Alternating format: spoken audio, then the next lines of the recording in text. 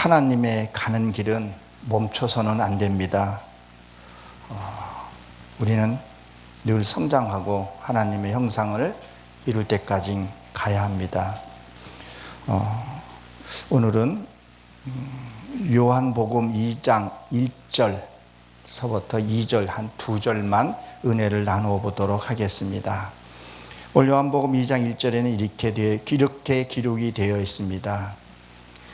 사흘째 되던 날 갈릴리 가나의 혼인에 있어 예수님 어머니도 거기 계시고 라는 말이 기록이 되어 있습니다. 여러분, 사실 우리가 성경을 알려면 창세기 1장을 우리가 반드시 숙제하고 가야지만이 다음 성경이 풀려지게 됩니다. 성경은 가장 중요한 게 앞에 나옵니다. 그래서 창세기가 나오고 창세기 1장서부터 11장까지 설계도라고 생각을 하시면 됩니다. 그래서 설계도를 알게 되면 우리가 어디가 고장나고 했을 때 바로바로 곤쳐서 쓸 수가 있듯이 그리고 하나님이 천지 만물을 창조하신 거 틀림없습니다. 그러나 거기에 창조의 그 속에 하나님이 감추어준 비밀이 있죠. 하나님이 첫째 날 무엇을 창조했죠? 빛을 창조했습니다. 그래서 그 빛을 창조하시면서 요한복음 1장에 해석해 놓은 것이 있습니다. 그래서 요한복음 1장에 뭐라 그러죠? 빛이 왔을 때 어두움이 깨닫지 못하더라. 그래서 그 빛에 대해서 얘기를 많이 합니다. 그리고 둘째 날은 여러분들이 잘 알다시피 둘째 날은 뭐예요? 물과 물을 나누시고 그 나누신 물을 하늘이라 칭했다 그랬어요. 그걸 궁창이라 그랬었어요. 그 궁창은 낙해하라 그러는데 바로 인을 치다, 도장을 찍다, 확증하다. 그래서 그것을 하늘이라 칭했죠. 여러분, 이 하늘이라는 것을 보게 되면 그게 하샤마임으로 이렇게 되어 있는데 우리가 하늘 그러면 우리가 보이는 하늘은 하나입니다. 근데 원어로 보게 되면 그게 복수로 되어 있어요. 왜 복수로 되어 있냐면 하나님의 사상으로 살아가는 그 하늘이 있고 또 무슨 하늘이 있어요? 용의 하늘이 있어요. 제가 어디 가서 이 말씀을 전했다가 시간이 좀 부족해가지고 오해를 좀 받은 부분도 있었는데, 그래서 뭐예요? 우리는 하나님의 그 사상을 우리가 받아야 합니다. 그리고 그 말씀대로 우리가 살아야 할 것을 얘기를 하고, 세상 사람들은 뭐예요? 용의 사상을 받죠. 그래서 옛날에 우리 임금들 보게 되면 용포가 옷에 용포가 그려져 있죠. 그리고 세상 사람들은 용꿈을 꾸면은 그렇게 좋아하기도 합니다. 그래서 그것을 복수로 되어 있다는 거예요. 그래서 오늘 이 요한복음 2장에 보게 되면 이 술에 대해서, 포도주에 대해서 옛 포도주가 새 포도주를 나누어지는 것을 보게 됩니다. 그래서 보게 되면 뭐라 했죠? 2절에 사흘째. 이 사흘째는요, 하나님의 숫자이기도 합니다. 이 하나님의 숫자가 내게로 내려오는 그 예수님이 갖고 오는 것을 얘기를 합니다. 다시 말씀드려서 예수님이 성육신으로 이 가나안 혼인잔치의 첫 번째 표적이죠. 그것을 내 안에 오는 것을 얘기를 합니다. 그래서 뭐죠? 요한복음 6장 32절에 보게 되면 이렇게 기록이 되어 있죠. 예수께서 이르시되 내가 진실로 참말로 이 얘기죠. 너희에게 이르노니 모세가 너희에게 하늘로부터 떡 준 것이 아니라 내 아버지께서 너희에게 하늘로부터 참 떡을 주나니, 그렇게 되어 있습니다. 그리고 33절에 보게 되면 하나님이 떡은 하늘에서 내려 세상에 생명을 주는 것이다 라고 말을 하고 있습니다. 여기에 보게 되면 그 혼례가 누구인지는 지금 나와 있지는 않습니다. 그러면 누구의 혼인잔치라는 것을 우리가 알아야 되죠. 그래서 이 날은 시기 안에 그런 날을 가리키고 있습니다. 그러니까 말씀 사건 속에 그런 것을 얘기를 해요. 근데 이 장소가 어디냐면요, 갈릴리라는 거죠. 갈릴리. 이 갈릴리라는 뜻을 보게 되면요, 이게 구르다 이런 뜻을 갖고 있어요. 이게 고리, 환, 구르다 이런 뜻을 갖고 있어요.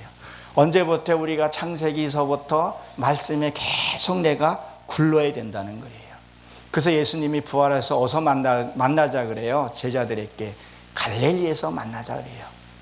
이 구르다는 것은 뭐예요? 말씀 속에 내가 구르다 보게 되면요, 내가 모한 거 이런 것들이 뭐예요? 깨어지고 부서지는 거죠. 그래서 보게 되면 이 강가나 바다 쪽에 보면 모래가 이렇게 많은 이유가 이게 굴러서 파도 쳐서 그 바위들이 굳어서 모래가 되는 거예요. 그래서 거기에서 만나자 그런 말을 했고, 그리고 예수님이 갈릴리에서 많은 일들을 행하는 것을 보게 됩니다. 그러면 이 구르다는 뜻이 또 어디에 있냐면요, 사무엘상 17장 4절에 보게 되면 블레셋 사람이 진에서 싸울 때 이 누가 나와요? 이 골리앗이 나오게 되죠. 이 골리앗도요, 구르다 이런 뜻을 갖고 있어요. 근데 그 구르다는 뜻이 어디에 구르냐면 먼지 속에 구르다 이런 뜻을 갖고 있어요. 뒹굴다. 근심에 뒹굴고 염려에 뒹굴면 그러면 거기에서 누가 나오냐? 골리앗이 나오게 돼요. 그 골리앗은 무슨 것을 의미하면 유랑하다, 방랑하다, 뭐 길을 잃다 그런 뜻을 갖고 있어요. 사람이 우리가 살면서 근심에 사로잡혀 있고 염려에 사로잡혀 있게 되면 방황하게 돼요. 하나님을 찾아가는 그 목표를 잃게 된다는 거죠. 그래서 우리가 하나님 앞에 바로 가려면 무엇을 해야 되냐? 말씀 앞에서 굴러야 되는 거예요. 그래서 이 가나의 혼인잔치에 예수님이 오시는 것을 보게 됩니다. 그래서 이 혼례라는 것은 결혼을 얘기를 하죠. 결혼식이 준비가 되어 있는 것을 얘기를 해요. 그래서 우리가 이런 말 있죠. 아가씨가 있고 아주머니가 있어요. 아가씨는 시집갈 준비가 되어 있는 거고, 아주머니는 뭐예요? 아주머니는 내 안에 아기를 받을 준비가 되어 있다. 그래서 아주머니라는 얘기를 합니다.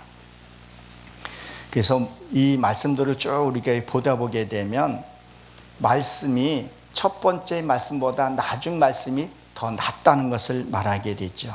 그래서 마태복음 5장 17절에 보게 되면 내가 율법이나 선지자나 폐하러운 줄로 생각하지 말라.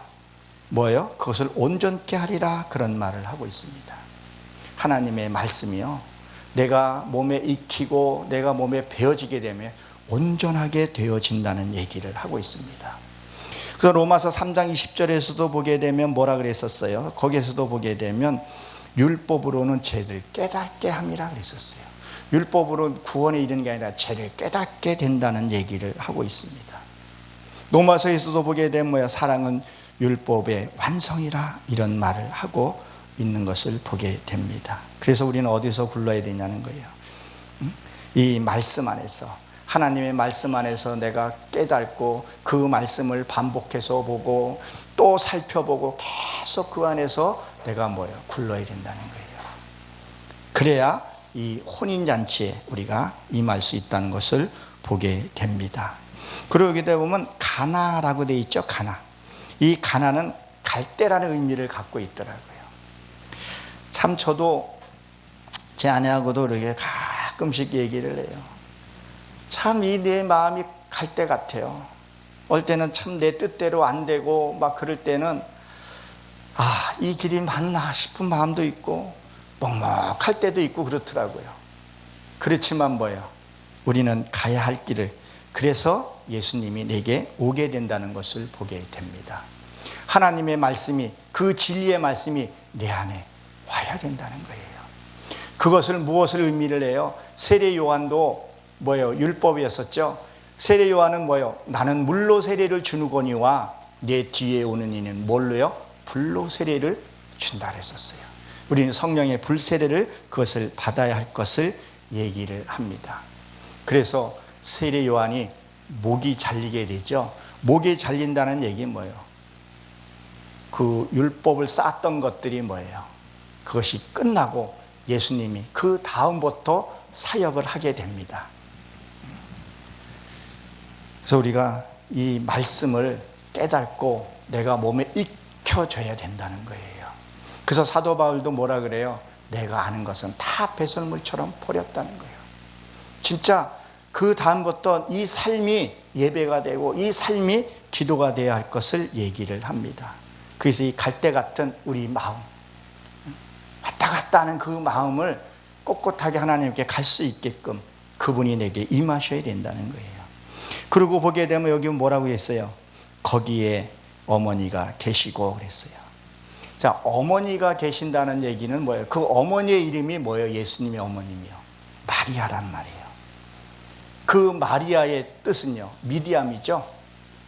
오늘로 보게 되면 미디암으로 돼 있어요. 미디암은 누구예요? 모세와 아론의 누이기도 하단 말이에요. 그러면 이 뜻이 뭐냐면요, 모반하다, 배반하다 이런 뜻을 갖고 있어요. 모반하다, 배반하다는 것은 무엇을 얘기해요? 세상의 것을 받아들이지 않았다는 거예요. 그 전에 종교행위 했던 것, 세상 것 즐겨 찾던 것들을, 이것들을 뭐예요? 모반해야 된다는 거예요. 나를 나타내고 나를 드러내려고 했던 것들을 다 뭐예요? 모반을 해야 된다는 거예요. 그리고 논쟁하다는 뜻도 갖고 있어야 되는데 아닌 거에 대해서는 내가 버려야 할 것을 얘기를 합니다.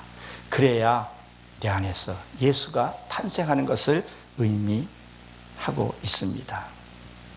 그래서 히브리서에서 보게 되면 뭐라고 기록이 되어 있냐면, 히브리서 9장 10절에 보게 되면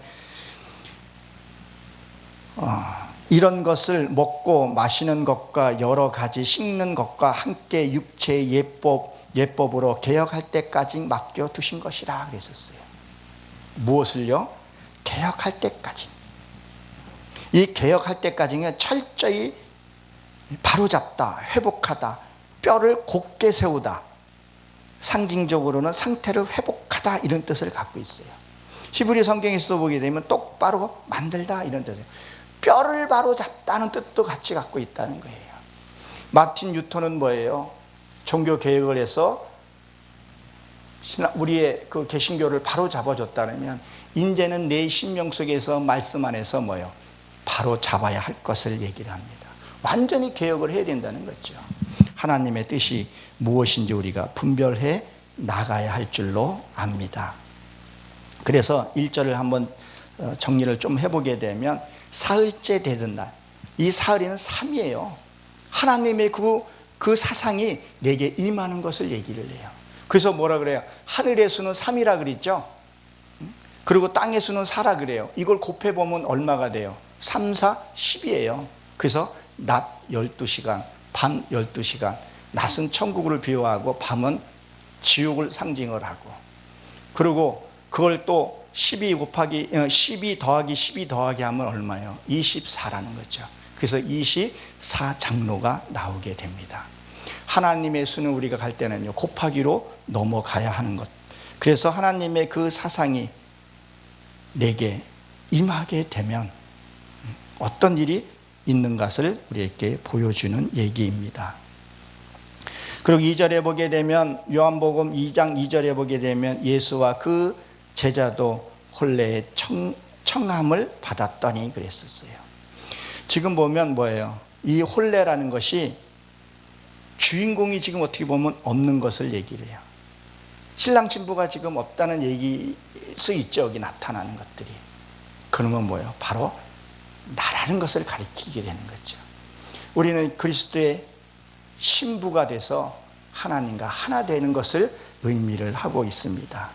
그래서 혼례의 청함을 받았더니, 이 청함을 받았다는 얘기는 뭐예요? 하나님을 내가 간청해서 찾았다 이런 뜻을 갖고 있어요. 저도 지금도 아직까지 하나님의 말씀을 깨닫기 위해서 울부짖고 기도하고, 올 때는 이 심령 속에서 하나님 나 좀 이 불쌍히 여겨 주시옵소서.